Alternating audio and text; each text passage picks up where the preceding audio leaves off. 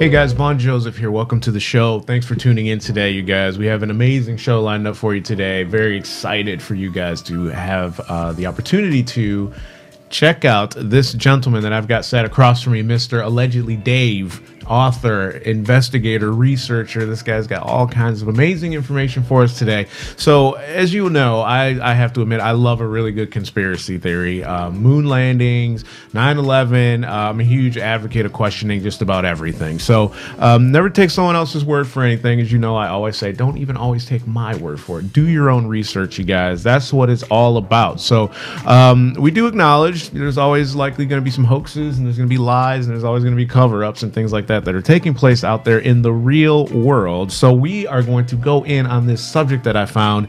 I was doing some research on a different show, and you know how sometimes YouTube will redirect you and says videos that you might like to see? Bam, this video showed up called Flat Earth, and I was intrigued. So I had to click over and I started checking out this video, and you know, all these other videos popped up, and then, you know, next thing you know, bam, I've got all these kind of questions. And then that's where our guest today shows up in the feed, and I see him, and there he is, and I'm like, hey, who's this Dave guy? I want to know all about him. So welcome to the show, sir. Thank you for taking the time out of your extremely busy schedule to come see us. You just got back from Texas, right? Mm-hmm. How was that? Oh, it was brilliant, thanks. Yeah? Doing a few talks out there. Yeah?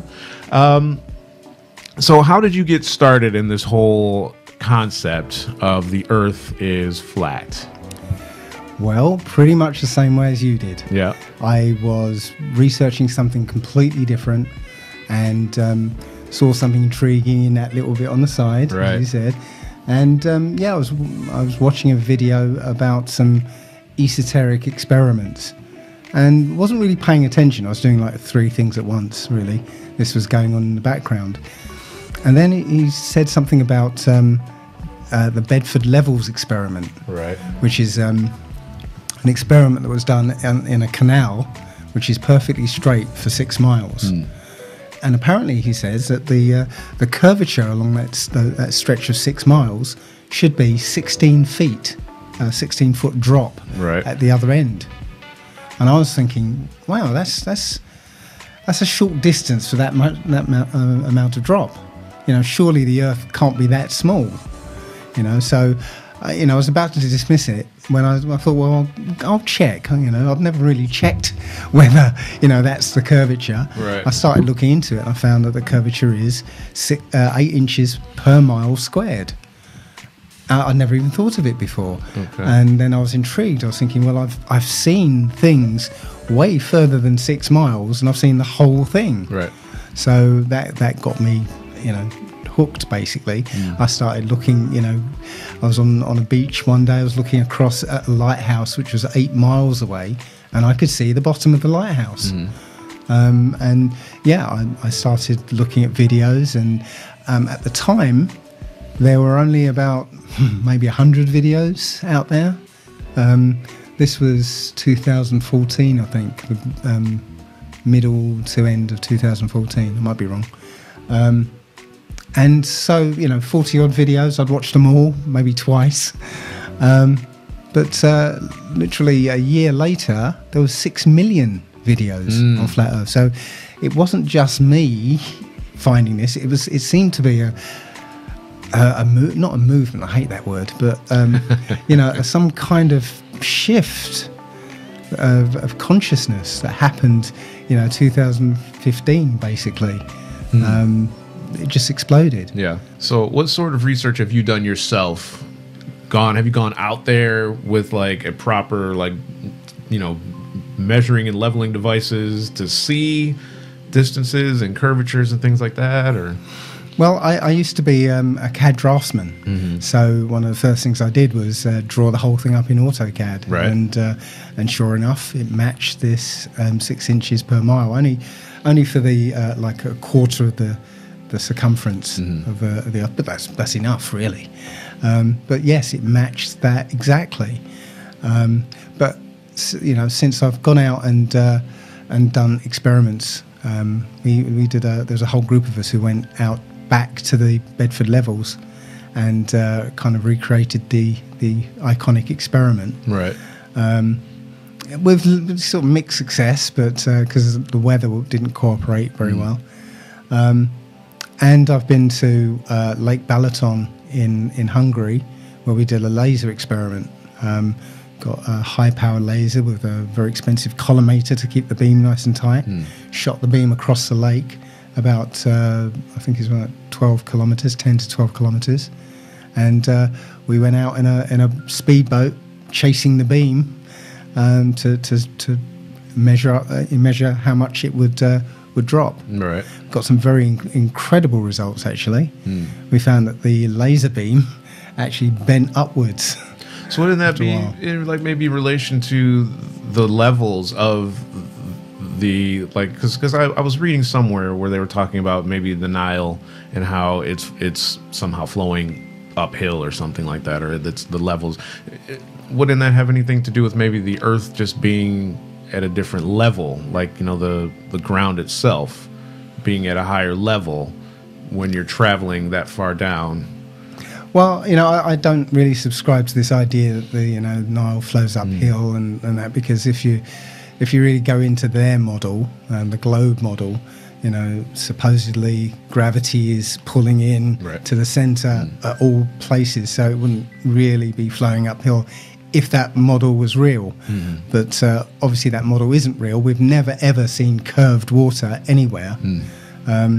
When water freezes, there's a huge lake called Lake Baikal in Siberia. It's about 196 miles long, and every winter it freezes over, and it freezes over into a perfect mirror. Now, if you've ever had a mirror which was slightly imperfect, distortion, right? You'd get a distorted view of the reflection, be distorted.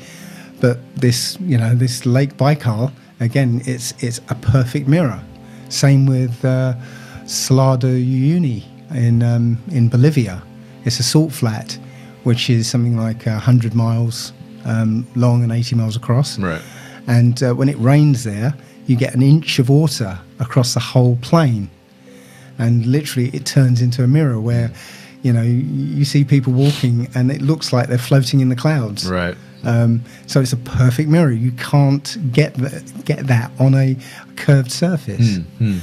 Well, where did this mathematical equation come from? Who? Maybe it's wrong. It's just basic spherical trigonometry. It's an easy way to calculate the curvature, 8 inches per mile squared. That's basically it. If you draw a circle, and you do it to scale, you know, somehow, like I did on AutoCAD. That's what you'll measure if you measure it off. The size that the Earth has been chosen to be, when you apply the 8 inches per mile to it, I think over 1 mile it drops by 0.666 inches. Right. Yeah. It's kind of like a little signature. Well, we're not going to get into this yet because I know you've got something extra special for us and a bit later in the show. So, but I have really done a lot of research on a lot of that about secrets in plain sight. You know that's a signature. Yeah. Just then you think about the tilt of the Earth that we've been told. Right. Yeah? 23.4 degrees. Right. Yeah. It's not 23.5. Right. But if you look, that's 23.4 away from the vertical. If you measure from the horizontal, it's 66.6. Right. We're supposed to be spinning around the sun, they say 67,000 miles an hour. Right. But if you actually look for it, they say it's 18.5 meters per second or something. But you calculate what that is in miles an hour, it's 66.6 thousand, 66,600 miles an hour. You mentioned gravity earlier about when we were talking about the water. What holds us all in place then? If it's not gravity, what is it that's keeping things grounded versus other things Why are you asking me? I don't know. Not so much. No, you know what? They don't even know. They don't know what gravity is. I can tell you, they can give you their calculations and stuff. Right. But it's a tendency for things that go up to come down. Right. Everything else is density and buoyancy. Yeah. The one thing that tells me that, this is not really related to gravity, but one thing that tells me that, without a doubt, that we're on a flat plane is the gyroscope. Yeah, when you spin a gyroscope, if you've ever done that, you spin it, it actually stays upright. While it's spinning, right, it will stay upright. It does not want to move from that orientation. Right. Even if you spin it at 45 degrees, it will stay at 45 degrees. And if you try and shift the base that it's on, it will just stay at 45 degrees. Yeah. Now, an aircraft has an artificial horizon, and it's based on gyroscope. So before they take off, they calibrate the artificial horizon. They just spin it up so that it's level, and then they take off. So if they take off with a gyroscope calibrated, and they start going over the curve of the Earth, right, the gyroscope will stay upright. So the artificial horizon will start to roll backwards. Right. But it doesn't. It just stays nice and flat and level. That right there is proof that the planes fly over a plane. I asked the pilots of one of the flights I was on, asked them lots of questions so they didn't get suspicious, but I asked them, do you ever see the artificial horizon roll backwards, or do you have to make corrections to it? They said no, because it has complex electronics in it and GPS, so it knows where on Earth it is, and it compensates for it. But you go to a manufacturer and they'll show you designs of it, and it's purely mechanical. There's nothing electronic. There's no GPS in it. It's literally a gyroscope that's allowed to freely move on gimbals. Right. That's it. Right. So I just got back from Spain a couple days ago, and I'm reading about the Earth being flat. I equate it to us being on an album, I guess. And you have your sun and your moon, all right? So how come the sun comes up at different spots then throughout the season? If it's fixed, as it supposedly is, and we're fixed, why am I seeing it come over the mountain in January, but then come summertime it's coming up over the sea, over the Med? Right. Well, it's not, the sun isn't sort of spinning round in a fixed track over the equator. It's literally going from one tropic and then spiraling inwards to the other tropic and then spiraling outwards again. So that is what causes the seasons, and also that's why it seems to rise at different places, throughout the year. So it's kind of spiral graphing through the... Yeah, it's basically going in and out, and literally when it's out in the outermost tropic, I can never remember which one's which, but when it's in the outer tropic, it's winter in the northern hemisphere. When it's in the inner tropic, it's summer in the northern hemisphere. So now I know we said this was going to be topical, but I'm kind of just curious about this. What drives the rotation of all this then? So what makes all this stuff move? What drives that rotation then? Again, you're asking me. No, you don't know. I figured maybe your research you might know. So again, this is where the model that we've been taught breaks down. Right. Yeah. When we're taught this as children. Okay. Yeah. It's just drummed into us as children. Right. And as a child, information comes in. We accept it as true. Why would anybody lie to us? Right. Accept it as true, and it's there. It's base truth. Yeah. You never go back to it because, why question the basis of your reality? Sure, of course not. But when you do go back and look at it, it never makes sense. I mean, what drives the Earth spinning You know, why does the Earth continue to spin at this constant rate? Especially when every time there's a major earthquake, they say, oh, yeah, that earthquake slowed down the Earth's rotation by this tiny amount. Well, if it slows down the rotation, then that means the Earth will start to slow down. Because it's like any frictionless system, you slow it down a bit, it's now started a deceleration. Well, won't it just pick itself back up then, and maybe continue back to where it was? Then what would cause it to pick back up again? I don't know. I have no idea. Because the idea is that something started it spinning, right, and it's in a frictionless environment, and so it's going to continue to spin. But then when you add in all these things that they keep saying, oh, let's slow down the Earth just by this 0.00 whatever. Well, you add them up, we should be spinning backwards by now. You know, it's ridiculous. Yeah, there's no explanation. I don't have an explanation what drives the sun round. Right. But something that's interesting we found is something called quantum locking. You might have seen this on YouTube, where they have a ring of magnets on a tabletop, and they have this material, superconducting material, and they've got some, I guess, dry ice on top of it to keep it cool.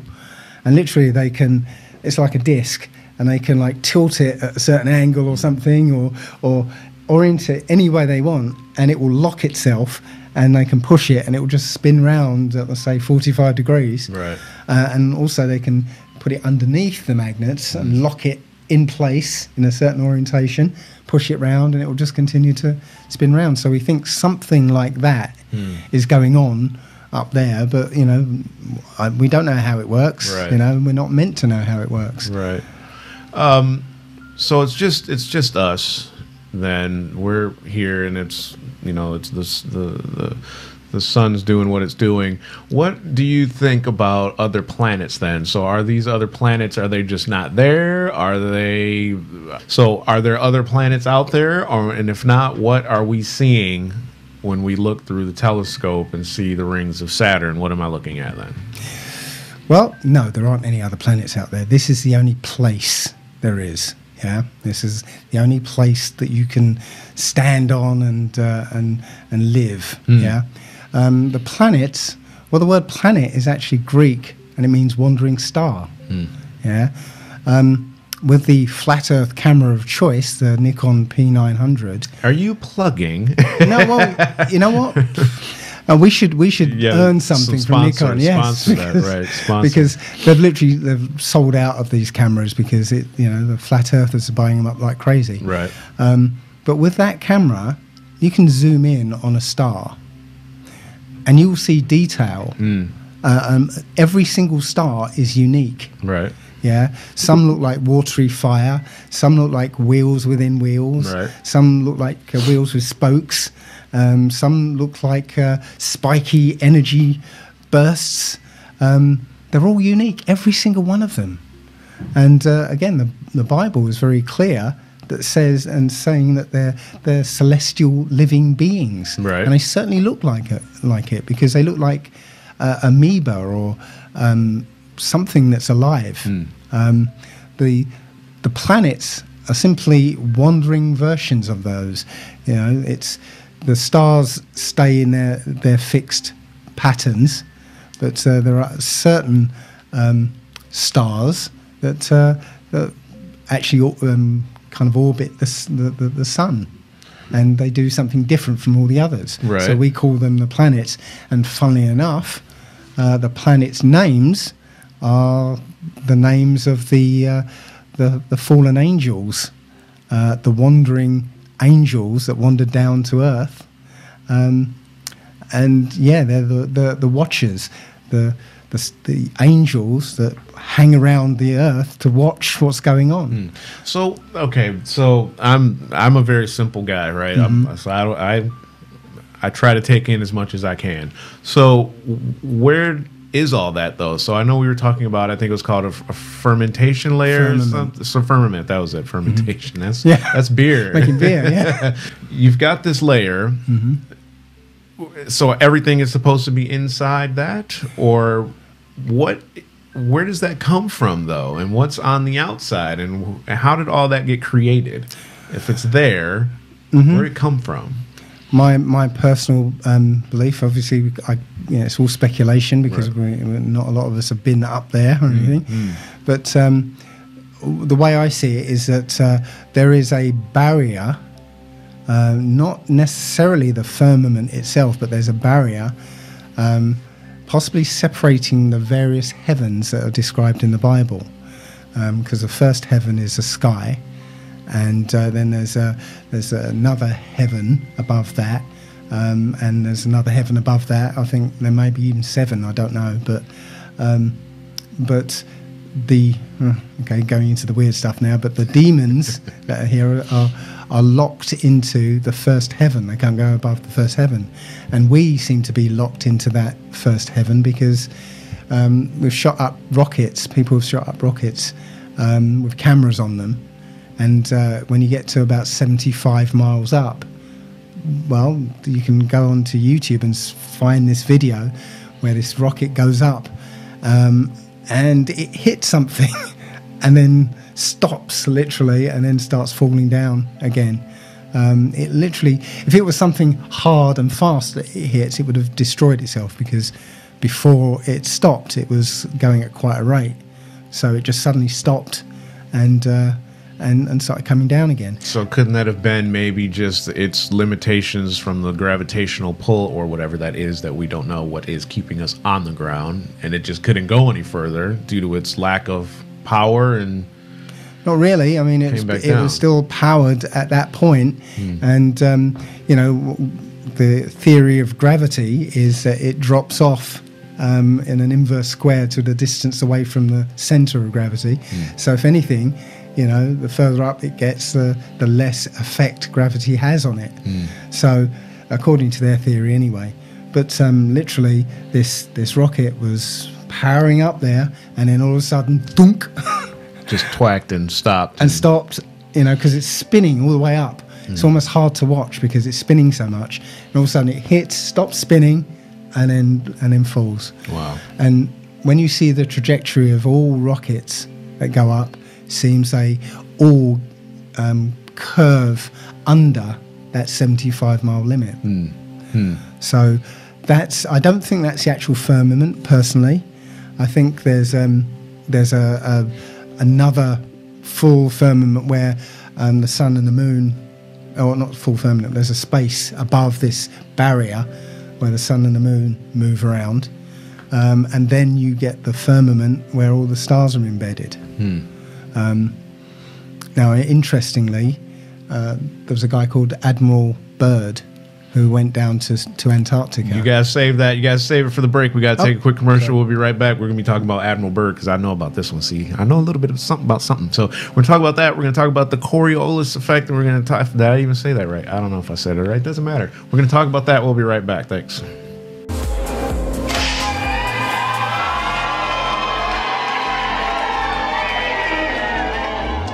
These ones or these ones? Saw an episode of Intervention. And I know I'm fine. Illinois, Mr. Robert Bobby McNeely. He is going to join us tonight. Hi, everyone. Welcome to the show. My name is Elaine Zhang, and today I am here with Eli Seal, documentary filmmaker. I need more. Welcome to The Only Way is Linda. Today I have a really special guest here.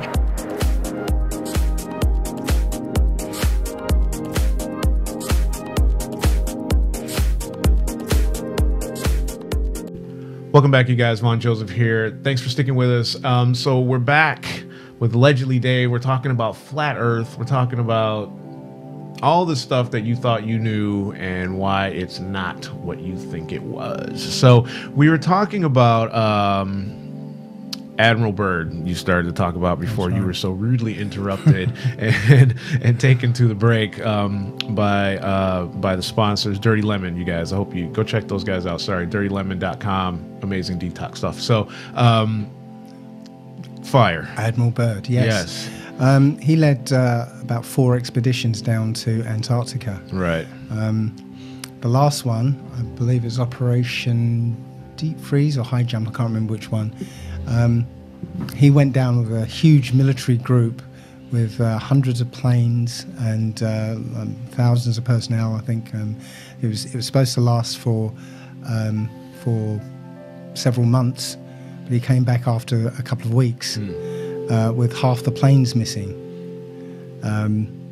So, funnily enough, just after he came back, I think it was 1950. My memory's gone. But yeah, the year after he came back, if you look in the Encyclopedia Americana, under Antarctica, it tells you there's a dome at 13,000 feet in the encyclopedia. So it kind of suggests that they were flying these planes down in Antarctica and kept hitting something that was up at 13,000 feet. Kind of like the time travelers. I don't know if you ever saw that film where they couldn't get through and it was just a barrier. Yeah, but when Admiral Byrd came back from Antarctica from the last time, immediately after, the US and Russia started firing nuclear missiles straight up. And when you look at the footage, you can see it's called Operation Fishbowl, funny enough, Project Dominic. You can find the footage on YouTube. Right. You'll see that the explosions, are exploding against something. The ring of the blast goes outwards in a ring, not as a fireball. Right. So it's exploding against something. Right. Okay. Yeah, that was in 1962. It says. Right. Yeah. Yeah. And Project Dominic and Operation Fishbowl, Fishbowl, so fairly obvious, but Dominic is actually means of the Lord. Fishbowl of the Lord. Right. So, somebody knows something.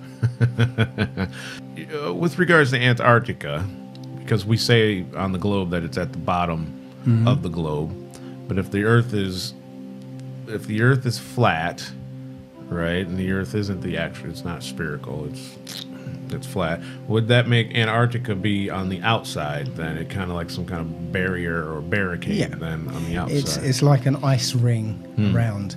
And when you go down there, the first thing you encounter is a 200-foot wall of ice. Right. That's what's keeping the oceans in. And then if you manage to get on top of that ice, you've got like 300 miles of ice plain, and then 2-mile-high mountains.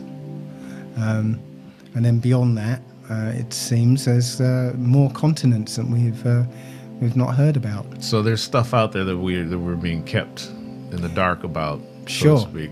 Admiral Byrd actually said that there was a continent the size of the continental US, the other side of Little America, which was the base they had. So they had the Little America base, and then there was what they called the South Pole. And Admiral Byrd said beyond the South Pole, on the other side of Little America, is this massive continent which is uninhabited, and it's free of ice, got warm water lakes and everything. So does the Earth have an edge then, do you think, beyond that? Well, there's a book called Worlds Beyond the Poles, and it's said to have been written after Admiral Byrd's trip, and it suggests that they couldn't find the extent of this landmass. Right.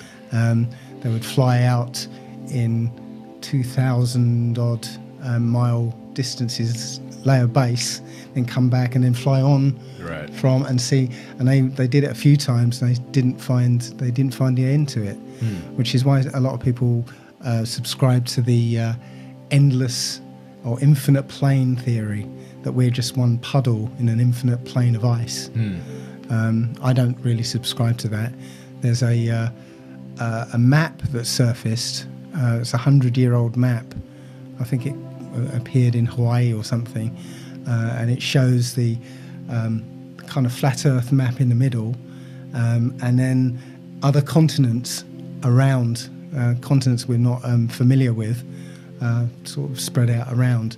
And interestingly enough, that the other side of where Admiral Byrd was saying, there is a continent about the size of the continental US. Really? So maybe there's more knowledge out there than we think. Wow. So I guess one of my big questions has been throughout all this, reading and all that stuff, is why? Why has all this been kept a secret, or we've been deceived?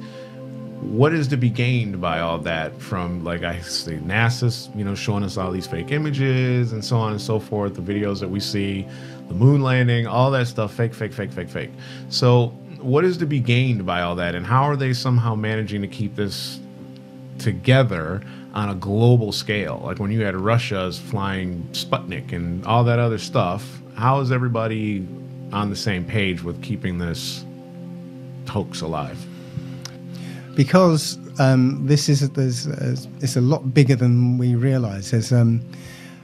You've got to sort of factor the flat Earth in with the Big Bang theory and the theory of evolution.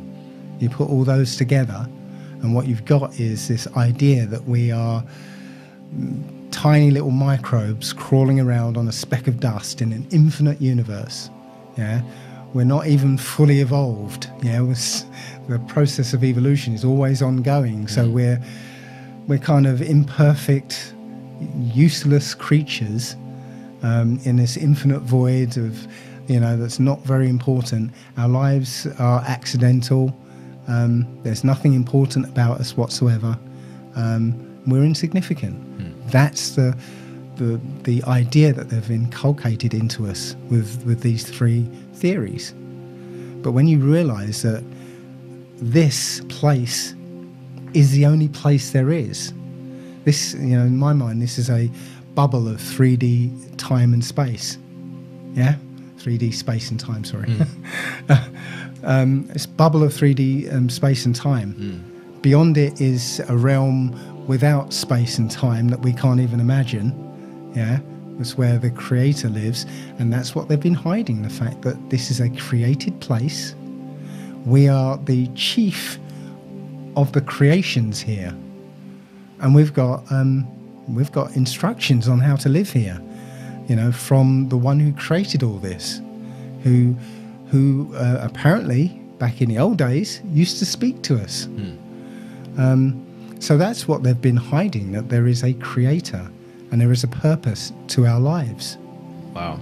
That is amazing stuff. I wish we had more time, because this could go on for ages, because it's very interesting information. I appreciate you coming out and visiting with us today. You have a book that you've written. What's the book called, and where can people find the book?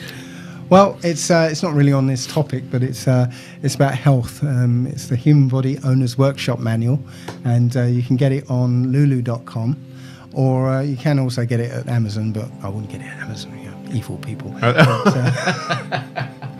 But yeah, it's available at lulu.com. But yeah, it's about how to operate your body, heal it, and keep it working. Right. Yeah. Beautiful. So get over to lulu.com. Lulu.com. And check out the book. Check out Dave's stuff. And we appreciate you again for coming out.